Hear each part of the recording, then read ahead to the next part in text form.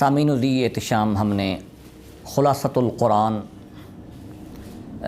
کے نام سے ایک سیریز لیکچر کی شروع کی ہوئی ہے، جس میں ہم کوشش کریں گے کہ آدھا گھنٹہ میں ایک قرآن مجید کے ایک سپارہ کا خلاصہ آپ کے سامنے پیش کریں گے۔ اس خلاصہ میں ہماری یہ کوشش ہوگی کہ قرآن کے جو اہم مضامین ہیں وہ آپ کے سامنے پیش کریں۔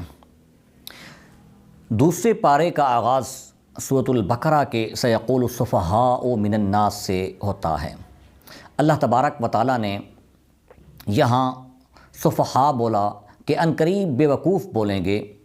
یہاں بے وقوف سے مراد یہودی ہیں، کیونکہ یہود نے اعتراض کیا تھا تحویل قبلہ کے اوپر۔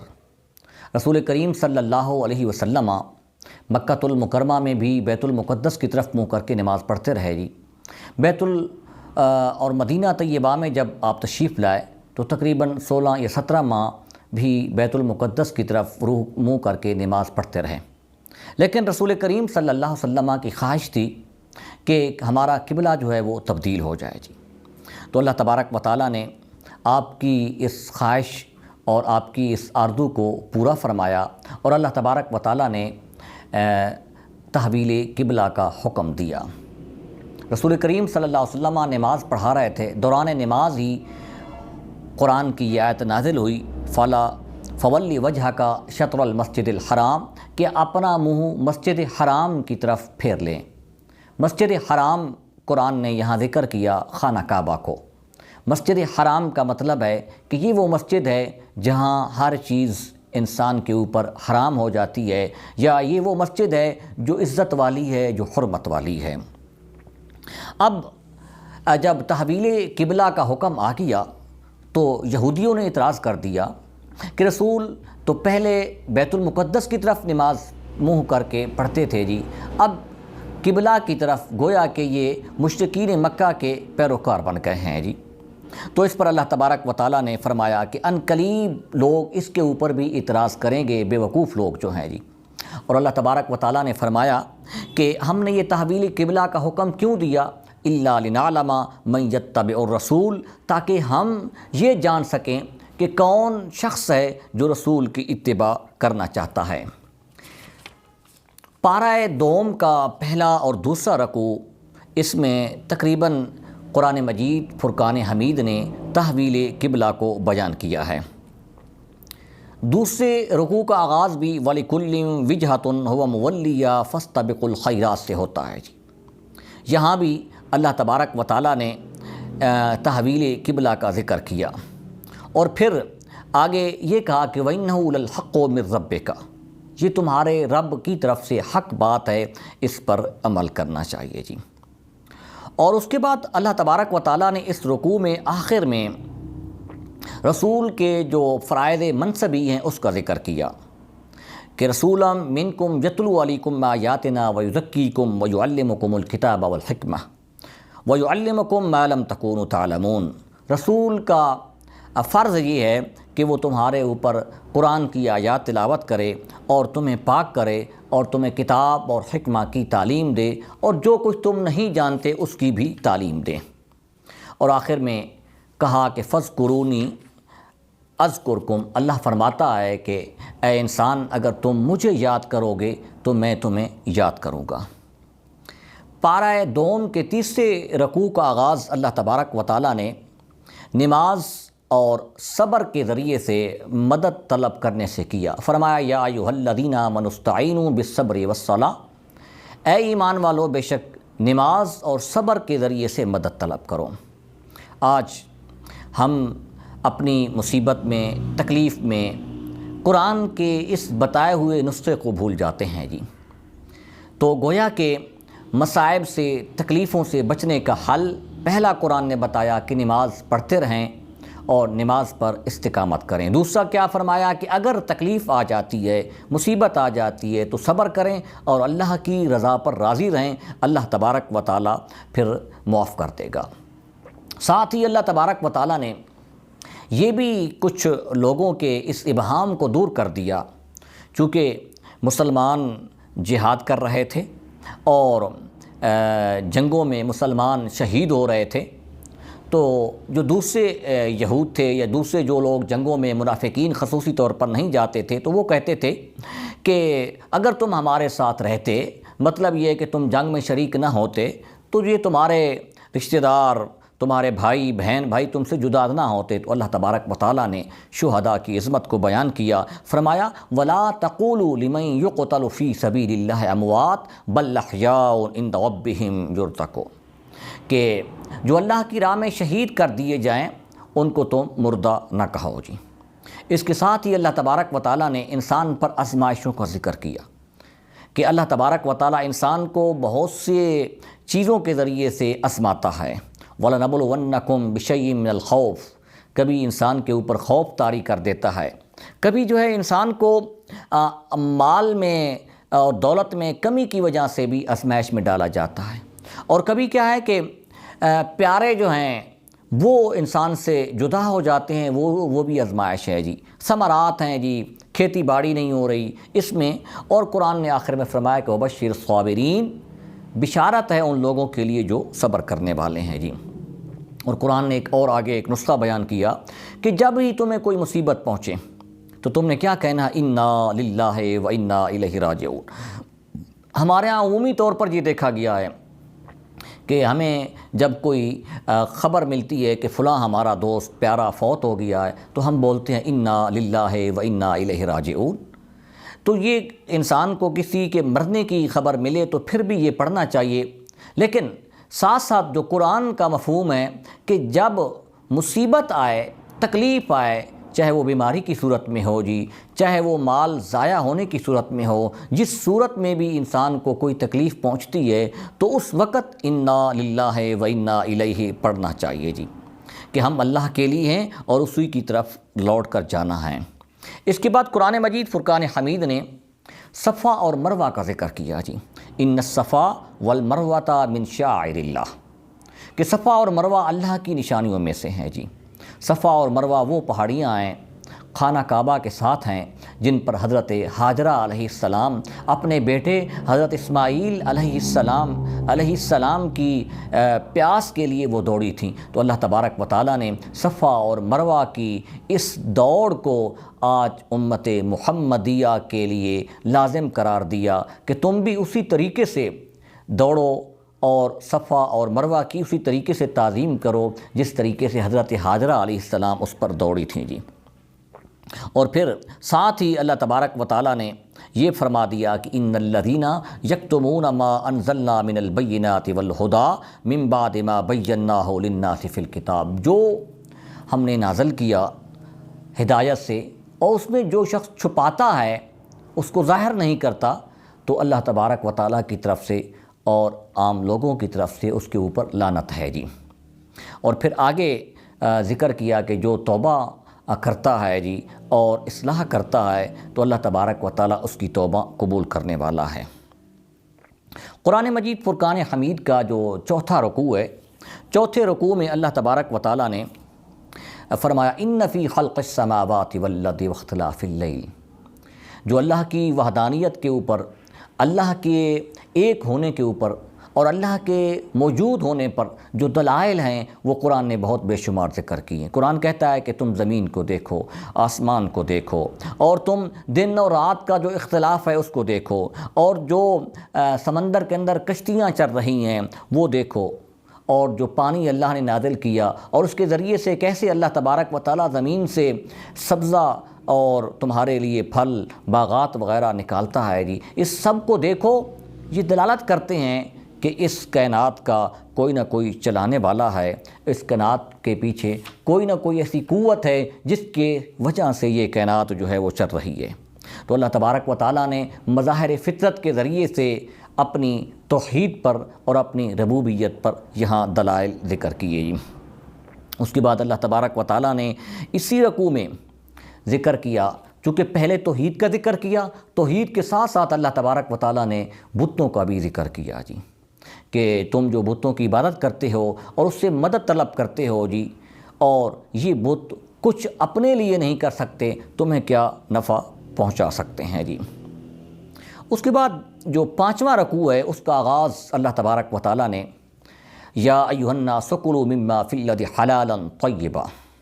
اللہ تبارک و تعالیٰ نے اس رکوع میں یہ فرمایا ہے، اس کے آغاز میں یہ فرمایا ہے کہ ایمان والوں کھاؤ جو کچھ زمین میں ہے، اس کے لیے دو شرط لگا دی، ایک حلال ہو ایک طیب ہو۔ بہت سی چیزیں ہیں جی جو حلال ہیں طیب نہیں ہیں، بہت سی چیزیں ہیں جو طیب ہیں حلال نہیں ہیں جی۔ مثال کے طور پر جی حلال جیسا کہ جو ہے وہ سور کا گوشت ہو گیا، یا جو مردار جانور ہیں ان کا گوشت ہو گیا جی۔ اگر تازہ گوشت ہو جی کسی حرام جانور کا جی، وہ طیب تو ہوگا لیکن وہ حلال نہیں ہے جی، وہ حرام ہے جی۔ اسی طریقے سے کچھ چیزیں طیب ہیں لیکن وہ انسان کے لیے حرام کر دی گئی ہیں، جیسا کہ مٹی کا کھانا جی۔ مٹی اب جو ہے طیب ہے، پاک تو ہو سکتی ہے لیکن یہ حلال نہیں ہے اس کا کھانا جی۔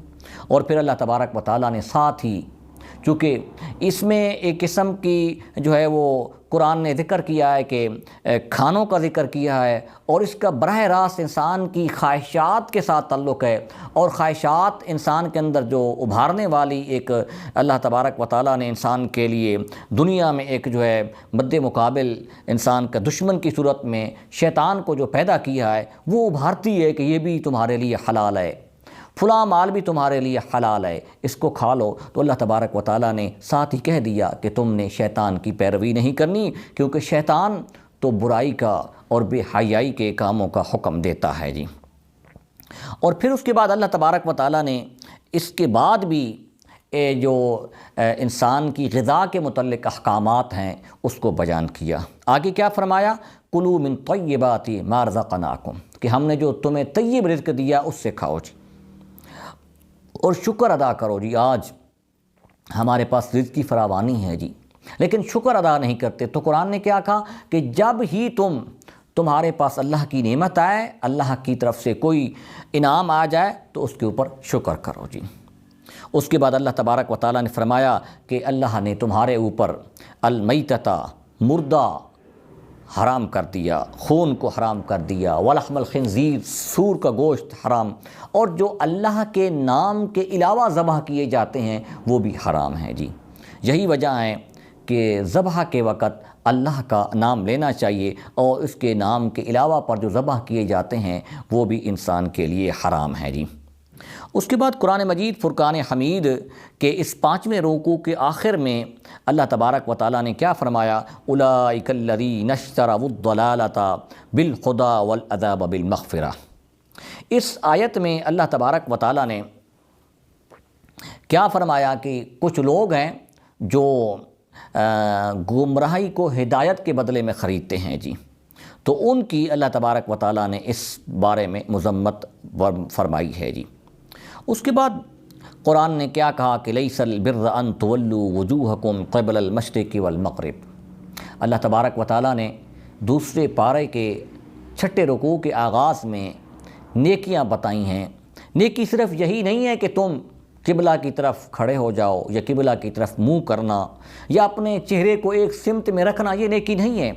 فرمایا یہ اللہ تبارک و تعالیٰ نے یہود کو جواب دیا ہے، فرمایا نیکی یہ ہے کہ اللہ اور آخرت پر، ملائکہ پر اور کتابوں پر اور نبیوں پر ایمان لانا ہے، اور دوسرا فرمایا کہ مال خرچ کرنا ہے، ذوی القربى والیتامى والمساکین وابن السبیل والسائلین، کس کس کو دینا ہے؟ رشتہ داروں کو، یتیموں کو، مسکینوں کو، مسافروں کو اور سوال کرنے والوں کو یہ مال عطا کرنا ہے جی۔ اور آگے ایک نیکی بیان کی کہ نماز قائم کرنا بھی نیکی ہے، زکوٰۃ ادا کرنا بھی نیکی ہے، اور آگے قرآن نے ایک اور نیکی بیان کی جس کو ہم اس کی طرف توجہ بھی نہیں کرتے، وہ کیا کہ والموفون بعہدہم اذا عاہدوا، وعدہ پورا کرنا، وعدہ خلافی نہ کرنا، یہ بھی ایک نیکی ہے، اور صبر کرنا مصیبت میں، تکلیف میں، یہ اللہ تبارک و تعالیٰ نے نیکیوں کا ذکر کیا۔ اس کے بعد قرآن مجید فرقان حمید نے سوسائٹی میں، معاشرے میں امن قائم کرنے کی خاطر جی قرآن نے قصاص کا حکم دیا جی۔ یا ایھا الذین آمنوا کتب علیکم القصاص فی القتلی۔ یہ آیت اصل میں اوس اور خزرج کے ایک واقعہ کے تناظر میں نازل ہوئی۔ اوس اور خزرج ایک 2 قبیلے تھے مدینہ طیبہ میں، اور یہ دونوں قبیلے آپس میں لڑتے رہتے تھے، تو ان میں سے ایک قبیلے نے قسم یہ اٹھائی جی کہ ہم غلام کے بدلے میں دوسرے قبیلے کے آزاد شخص کو قتل کریں گے، عورت کے بدلے میں دوسرے قبیلے کے مرد کو قتل کریں گے جی۔ تو قرآن نے قصاص کا یہ اصول ذکر کیا کہ ایک قصاص یہ نہیں ہے، قصاص یہ ہے کہ الحر بالحر، یہ قصاص کا ایک قرآن نے اور اسلام نے جو حکم دیا ہے یہ خلیفہ وقت کو دیا ہے جی۔ فرمایا کہ آزاد کے بدلے میں آزاد کو قتل کیا جائے، غلام کے بدلے میں غلام کو قتل کیا جائے، اور عورت کے بدلے میں عورت کو قتل کیا جائے۔ اور ساتھ فرمایا کہ جو شخص معاف کر دیتا ہے تو معاف کرنے کا اختیار بھی اس مقتول جس کو قتل کیا گیا ہے اس کے ورثاء کو ہے جی۔ پھر اس کے بعد اللہ تبارک و تعالیٰ نے وصیت کا بھی ذکر کیا جی، چونکہ قتل ایک قسم کی موت ہے، موت کے ساتھ اللہ تبارک و تعالیٰ نے وصیت کو بھی ذکر کیا جی کہ مرنے سے پہلے وصیت بھی کی جا سکتی ہے۔ اور فقہ اسلامی میں وصیت جو ہے انسان کے 1/3 میں تیسرے حصے میں اس کی وصیت جاری ہوگی جی۔ کوئی شخص مرنے کے وقت اپنے ورثاء کو اپنے مال وراثت سے محروم کرنے کے لیے پورے کے پورے مال کی وصیت نہیں کر سکتا، اس کو وصیت کرنے کا اختیار جو شریعت اسلامی نے دیا ہے وہ تیسرے حصے میں دیا ہے جی۔ پھر اس کے بعد آئیں قرآن مجید فرقان حمید کا جو 7واں رکوع ہے دوسرے پارے کا، اس کا آغاز اللہ تبارک و تعالیٰ نے اسلام کے ایک اہم رکن روزہ سے کیا جی۔ یا ایھا الذین آمنوا کتب علیکم الصیام کما کتب علی الذین من قبلکم، کہ روزے تم پر فرض کر دیے گئے ہیں جیسا کہ تم سے پہلی امتوں پر فرض کر دیے گئے ہیں جی۔ پھر اس کے بعد اللہ تبارک و تعالیٰ نے فرمایا کہ یہ روزے کے جو مہینہ ہے ماہ رمضان کا یہ گنتی کے دن ہیں جی، اور روزہ کس پر معاف ہے جی؟ فرمایا مریض اور سفر، مریض اور مسافر کے لیے یہ روزہ وقتی طور پر معاف ہے، لیکن ان کی قضا کرنا، ان کو دوبارہ ادا کرنا بھی لازم ہے جی۔ اور فرمایا کہ جو روزہ رکھنے کی طاقت نہیں رکھتے جی، ایک شخص بوڑھا ہے، ضعیف العمر ہے، وہ لاغر ہے جی، تو اس کے لیے اللہ تبارک و تعالیٰ نے قرآن میں فرمایا کہ یطیقون فدیۃ طعام مسکین، وہ مساکین کو فدیہ عطا کریں جی۔ اس کے بعد ماہ رمضان کی اور قرآن کی فضیلت بیان کی گئی۔ شہر رمضان الذی انزل فیہ القرآن، یہ ماہ رمضان وہ مہینہ ہے جس میں قرآن نازل کیا گیا ہے جی۔ اور اس کے بعد اللہ تبارک و تعالیٰ نے قرآن مجید فرقان حمید کے اس 7ویں پارے میں ایک ہمارے سوسائٹی اور معاشرے کا ایک بہت بڑا اہم مسئلہ اس کو ذکر کیا ہے۔ وہ کون سا ہے کہ ہمارے سوسائٹی میں اور معاشرے میں رشوت کا ایک جو ہے وہ عنصر پایا جاتا ہے۔ رشوت سے قرآن نے منع کیا ہے، وَلَا تَأْكُلُوا أَمْوَالَكُمْ بَيْنَكُمْ بِالْبَاطِلِ وَتُدْلُوا بِهَا الْحُكَّامِ۔ پہلا فرمایا کہ حرام طریقے سے، ناجائز طریقے سے دولت مت اکٹھی کرو اور مت دوسروں کا مال کھاؤ جی۔ دوسرا فرمایا کہ وَتُدْلُوا بِهَا الْحُكَّامِ، اور معاشرے کی طرف جو ہے وہ معاشرے میں لوگوں کی طرف سے جو ہے حکام کو رشوت کا دینا یہ بھی منع قرار دیا گیا ہے۔ 8ویں رکوع کا آغاز قرآن نے یسألونک عن الأہلہ، ایک رسول کریم صلی اللہ علیہ وسلم کی بارگاہ میں حضرت معاذ اور سالبہ نے چاند کے بارے میں سوال کیا جی کہ یا رسول اللہ یہ بتائیں کہ چاند مہینے کے شروع میں بالکل باریک، پھر آہستہ آہستہ یہ بڑا ہوتا جاتا ہے اور آخر میں ڈوب جاتا ہے۔ تو اللہ تبارک و تعالیٰ نے فرمایا یسألونک عن الأہلہ قل ہی مواقیت للناس والحج، کہ یہ چاند کے بارے میں تم سے سوال کرتی ہیں، یہ تو قرآن نے بیان کیا کہ یہ تو لوگوں کے لیے وقت ایک علامت ہے اور حج کے مہینے جاننے کا ایک ذریعہ ہے جی۔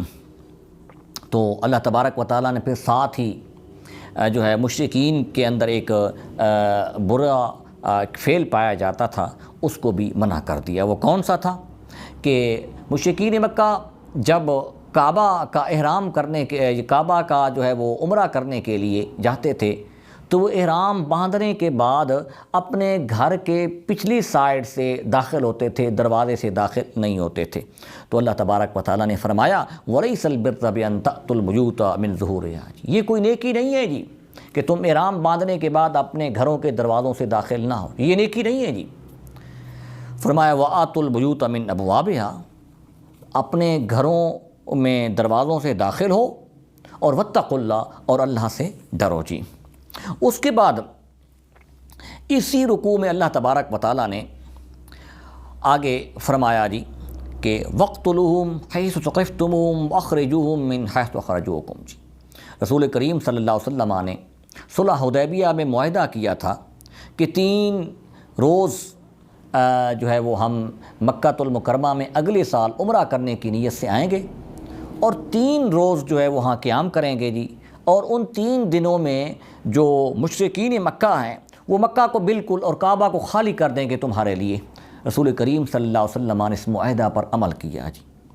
جب دوسرے سال رسول کریم صلی اللہ علیہ وسلم کے صحابہ اور آپ عمرہ کرنے کی نیت سے جا رہے تھے تو آپ کو یہ اطلاع ملی کہ مشرکین مکہ نے ایک پلان منصوبہ بنایا ہوا ہے کہ چونکہ مسلمانوں نے بغیر ہتھیار کے یہاں مکہ میں اور بیت اللہ میں آنا ہے، تو بغیر ہتھیار کے یہ ہوں گے، اور اس صورت میں مسلمانوں کو اس وقت بے دردی کے ذریعے سے شہید اور قتل کر دیا جائے۔ رسول کریم صلی اللہ علیہ وسلم کو جب یہ اطلاع ملی تو اللہ تبارک و تعالیٰ نے قرآن کی یہ آیت نازل کر دی۔ فرمایا کہ پہلی بات یہ ہے کہ تم نے مشرکین سے ابتدا لڑائی کی نہیں کرنی، اور اگر وہ تمہارے ساتھ لڑائی کرتے ہیں تو پھر کیا ہے وَاقْتُلُوهُمْ مِنْ حَيْثُ ثَقِفْتُمُوهُمْ، پھر تمہیں جس جگہ پر بھی ملیں تو تم ان کو جو ہے وہ قتل کر سکتے ہو۔ فرمایا وَلَا تُقَاتِلُوهُمْ عِنْدَ الْمَسْجِدِ الْحَرَامِ حَتَّى يُقَاتِلُوكُمْ، تم اس وقت تک ان سے قتال نہ کرو مسجد حرام میں جب تک وہ تم سے خود نہ کریں۔ اگر وہ تم سے خود قتال جنگ کرنا چاہتے ہیں تو پھر تم ان سے جنگ کر سکتے ہو کعبہ میں بھی۔ اس کے بعد اللہ تبارک و تعالیٰ نے فرمایا الشہر الحرام بالشہر الحرام، حرمت والے مہینوں کا ذکر کیا۔ حرمت والے مہینے وہ ہیں جن میں حج کی جاتی ہے جی، اور آگے اللہ تبارک و تعالیٰ نے حج اور عمرہ کا حکم دیا وَأَتِمُّوا الْحَجَّ وَالْعُمْرَةَ لِلَّهِ، کہ حج اور عمرہ کو مکمل کرو للہ، اللہ کے لیے۔ آج ہمارے اعمال میں ریاکاری پائی جاتی ہے، تو یہاں عمرہ اور حج صرف اور صرف اللہ کو راضی کرنے کے لیے کیا جائے، تو اس میں یہ قرآن کا حکم ہے۔ اور پھر اس میں اللہ تبارک و تعالیٰ نے کچھ جو ہے وہ حج کے احکام بھی بیان کیے اور آداب بھی بیان کیے جی، اور اس کے بعد اللہ تبارک و تعالیٰ نے 9ویں رکوع میں فرمایا الحج اشہر معلومات، حج ایک مقررہ وقت میں ادا کیا جائے جی۔ اور حج میں کیا ہے کہ جدال بھی نہیں ہونا چاہیے، فسوق برے کام بھی نہیں ہونے چاہیے جی، اور حج کے دوران اچھے کام انسان جو ہے وہ کرے جی۔ اور پھر ایک بہت بڑے مسائل ہیں جی احرام باندھنے کے، اس کی طرف بھی اشارہ ہے جی کہ جب حج کے لیے یا عمرہ کے لیے احرام حاجی باندھ لے اور اس کی نیت کر لے تو اس کے بعد بہت سی چیزیں اس عمرہ کرنے والے پر یا حج کرنے والے پر ہو جاتی ہیں جن کا اس دوران احرام کے دوران جن کا کرنا جو ہے وہ ممنوع ہے جی۔ اس کے بعد قرآن مجید فرقان حمید کی ایک مشہور آیت ہے، اور قرآن کی جو دعائیں ہیں جی، دعاؤں میں سے بہترین اور عمدہ دعا قرآن نے ذکر کی ربنا آتنا فی الدنیا حسنۃ وفی الآخرۃ حسنۃ وقنا عذاب النار، الہ العالمین ہمیں دنیا میں بھی نیکی عطا کر، بھلائی عطا کر، اور آخرت میں بھی ہمیں بھلائی عطا کر۔ یہ ایک جامع دعا ہے جی، اور حسنہ جو ہے بھلائی، اس کی بڑی تفسیر مفسرین نے بیان کی ہے جی۔ اس کے بعد قرآن مجید فرقان حمید کا جو ایک مشہور آیت ہے وہ اس رکوع میں آتی ہے کہ یا ایھا الذین آمنوا ادخلوا فی السلم کافہ، اے ایمان والو اسلام میں پورے پورے داخل ہو جاؤ جی۔ یہ اصل میں اس آیت کا شان نزول کچھ اس طرح ہے کہ یہ وہ آیت ہے کہ کچھ جو ہے وہ رسول کریم صلی اللہ علیہ وسلم پر ایمان لانے والے لوگ جو تھے ان میں یہود بھی تھے، اور یہود جب جن میں عبداللہ بن سلام تھے، اور ان لوگوں نے کیا کیا کہ انہوں نے یہ کیا کہ کبھی تو اسلام کے جو احکام ہیں ان پر عمل کرتے تھے، اور کبھی جو ہے اپنے دین جو سابقہ ان کا دین تھا یہودیت اس پر عمل کرتے تھے۔ تو اللہ تبارک و تعالیٰ نے ان کے بارے میں فرمایا کہ تم اسلام میں پوری طرح داخل ہو جاؤ جی۔ اس کے بعد رکوع قرآن مجید فرقان حمید کا جو 10واں رکوع ہے، اس میں ابتدا میں ذکر کیا سل بنی اسرائیل کم آتیناہم۔ ہم نے پہلے پارہ میں بیان کیا کہ اللہ تبارک و تعالیٰ نے بنی اسرائیل پر بہت سی نعمتیں عطا کی، اس کی طرف قرآن نے اشارہ کیا۔ اور اس کے بعد سل بنی اسرائیل کے بعد اللہ تبارک و تعالیٰ نے غزوہ احزاب کی طرف بھی اشارہ کیا جی۔ ام حسبتم من تدخلوا الجنۃ ولما یأتکم، اس کے ساتھ آغاز کیا کہ غزوہ احزاب میں چونکہ مسلمانوں کو سردی اور بھوک پہنچی تھی، تو اللہ تبارک و تعالیٰ نے یہ فرمایا کہ جنت جو ہے وہ بغیر مشقت کے، بغیر تکلیف کے نہیں ملتی، اور یہ تمہاری تکلیف اور تمہاری جو مشقت ہے یہ اللہ کی بارگاہ میں مقبول ہو چکی ہے۔ اس کے بعد 10ویں رکوع میں یسألونک ماذا ینفقون، یہاں ایک سوال ہوا رسول کریم صلی اللہ علیہ وسلم کی بارگاہ میں کہ آپ سے لوگ جو ہے وہ سوال کرتے ہیں کہ وہ کیا چیز خرچ کریں جی۔ تو آگے اللہ تبارک و تعالیٰ نے جواب فرمایا یسألونک ماذا ینفقون قل ما انفقتم من خیر فللوالدین والاقربین والیتامی والمساکین، کہ جو بھی تم خرچ کرو وہ کس کس کے لیے ہے وہ آگے بیان کر دیا جی۔ اور پھر اللہ تبارک و تعالیٰ نے اسی آیت میں فرمایا کہ تم جہاد کو پسند کرو یا نہ پسند کرو، کتب علیکم القتال، جہاد تمہارے اوپر فرض کر دیا گیا ہے جی۔ اس کے بعد قرآن مجید فرقان حمید کا 11واں رکوع یسألونک عن الشہر الحرام، یہ بھی ایک سوال ہوا تھا۔ وہ سوال کرنے والے کی جماعت میں عبداللہ بن جحش بھی شامل تھے جی۔ انہوں نے یہ سوال کیا تھا شہر حرام کے متعلق جی، حرمت والے مہینوں میں کیا قتال جائز ہے؟ تو اللہ تبارک و تعالیٰ نے اس کا بھی جواب دیا۔ اس کے بعد ایک رسول کریم صلی اللہ علیہ وسلم سے ایک اور سوال ہوا جی، شراب اور جوا کے متعلق جی۔ تو شراب اور جوا کے جو احکامات ہیں وہ تدریجاً ہیں جی۔ تو اللہ تبارک و تعالیٰ نے فرمایا قل فیہما اسم کبیر ومنافع للناس، یہاں پر اللہ تبارک و تعالیٰ نے شراب کے متعلق تھوڑا سا نرمی اختیار کی ہے اور نرمی کا حکم دیا ہے جی، لیکن دوسرے مقام پر آگے چل کر شراب کو اور جوئے کو اور ان سب چیزوں کو اللہ تبارک و تعالیٰ نے کلیتاً حرام قرار دیا ہے۔ اس کے بعد ایک اور سوال ہوا وَيَسْأَلُونَكَ عَنِ الْمَحِيضِ، حیض والی عورتوں کے متعلق یہ بھی سوال ہوا، تو اس کا بھی اللہ تبارک و تعالیٰ نے اس میں جواب دیا جی۔ یہ حیض والوں کا سوال اس وجہ سے ہوا تھا کہ مشرکین مکہ نے ایک توہم اختیار کر لیا تھا کہ جو جن کو عورتوں کو یہ ماہواری آتی ہے ان عورتوں کے ہاتھوں کا کھانا کھانا بھی یہ حرام ہے جی۔ تو اللہ تبارک و تعالیٰ نے اس میں ان کے نظریہ کو رد کر دیا، فرمایا کہ وہ صرف اور صرف عبادت نہیں کر سکتی، باقی اس کے علاوہ روزمرہ کے جو کام ہیں وہ کر سکتی ہیں۔ اس کے ساتھ 12ویں رکوع میں اللہ تبارک و تعالیٰ نے ایلا کا بھی ذکر کیا ہے جی۔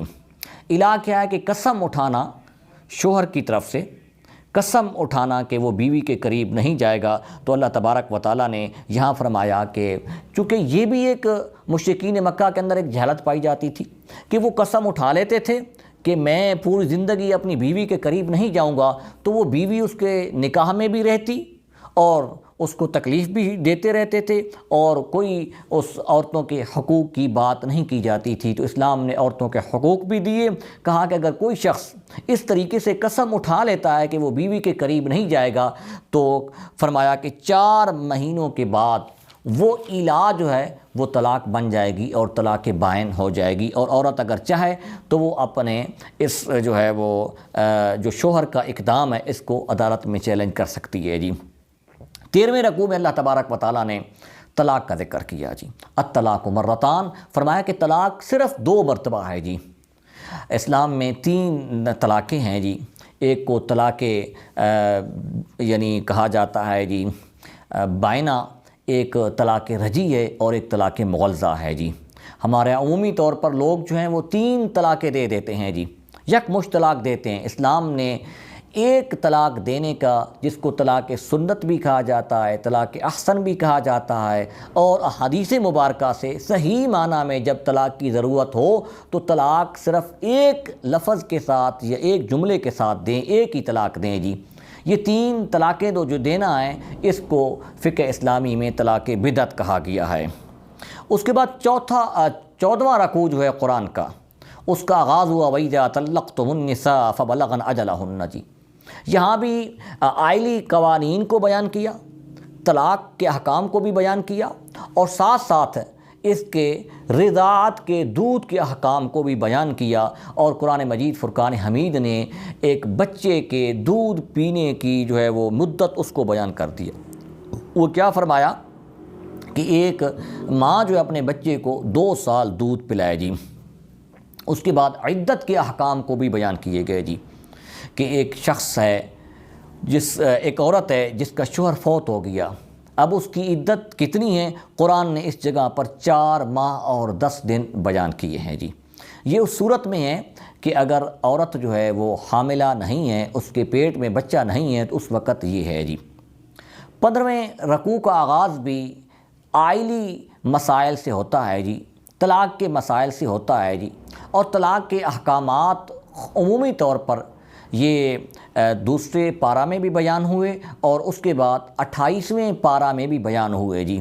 تو اللہ تبارک و تعالیٰ نے فرمایا لا جناح علیکم ان طلقتم النساء، کہ اگر میاں اور بیوی کا جو رشتہ ہے وہ نہیں چل سکتا تو اس وقت طلاق دینے میں کوئی حرج نہیں ہے جی۔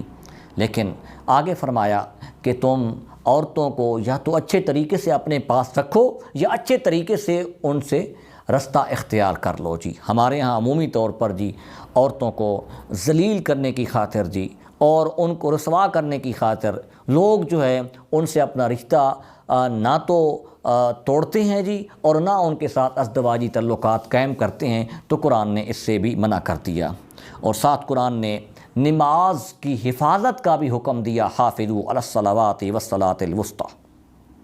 اس کے بعد قرآن مجید فرقان حمید کا جو 16واں پارہ ہے، اس میں الم تر الی الذین خرجوا من دیارہم جی، یہاں اللہ تبارک و تعالیٰ نے ایک طاعون کی مرض کا ذکر کیا جی۔ طاعون کی مرض آ گئی اور یہود جو ہے اس علاقہ کو چھوڑ کر چلے گئے جی۔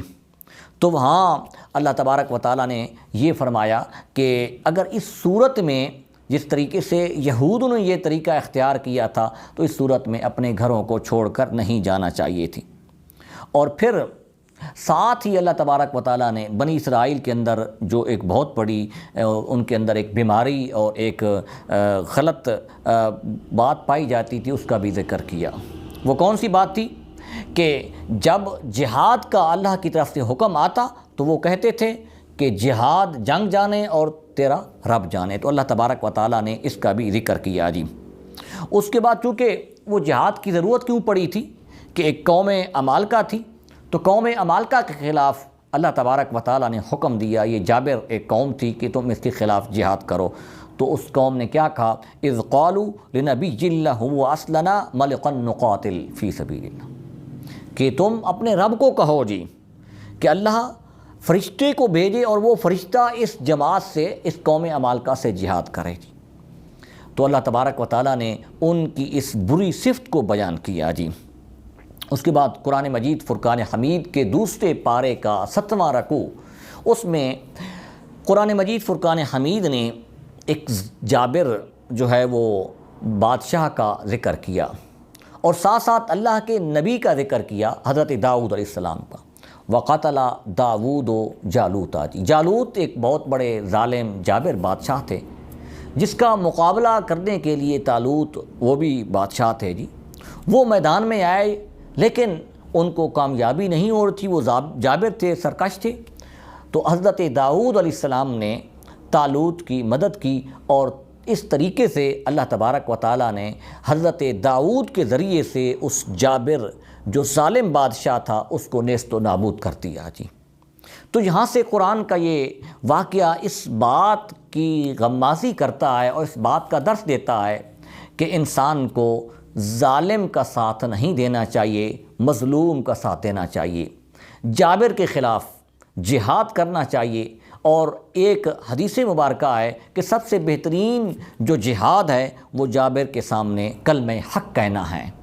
کلمہ حق بھی جہاد ہے، اور عملی طور پر بھی جابر کے خلاف جہاد کرنا یہ حضرت داؤد علیہ السلام کی سنت ہے۔